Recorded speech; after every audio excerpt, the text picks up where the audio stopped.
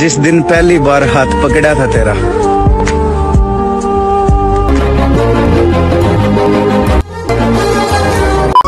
তো বন্ধুরা আমি আবারও নিয়ে চলে এসেছি তোমাদের রাজমিস্ত্রি ব্লগ।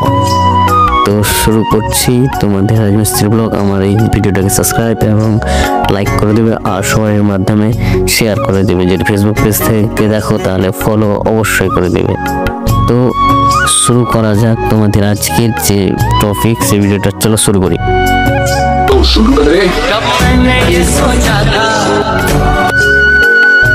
তো সকালবেলা শুরু করলাম।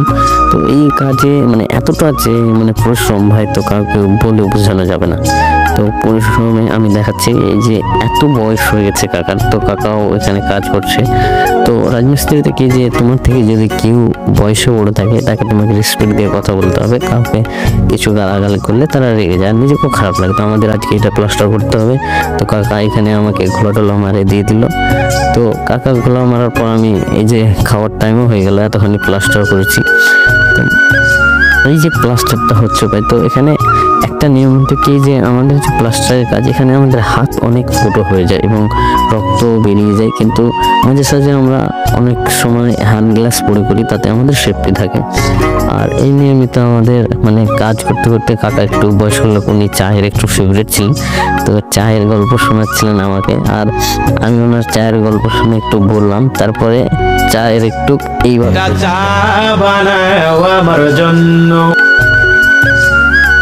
আর এর মাঝখানে আমার সব জিনিসপত্র সব এত জিনিস নিয়ে ও চাচা রেগে যাচ্ছে আমার উপরে যে এগুলো জিনিস লাগেনি।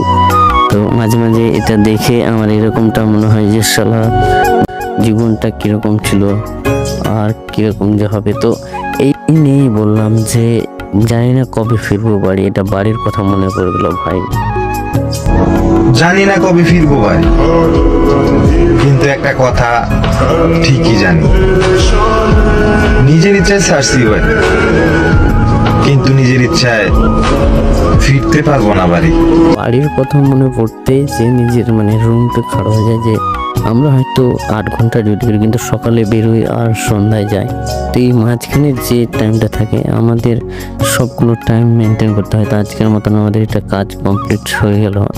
এবার সন্ধ্যাবেলা এত মানে ঘাম ছড়িয়েছে কি বলবো ভাই, বলার কথা না। তোমরা নিজেরাই অনুভব করতে পারবে এত পরিশ্রম।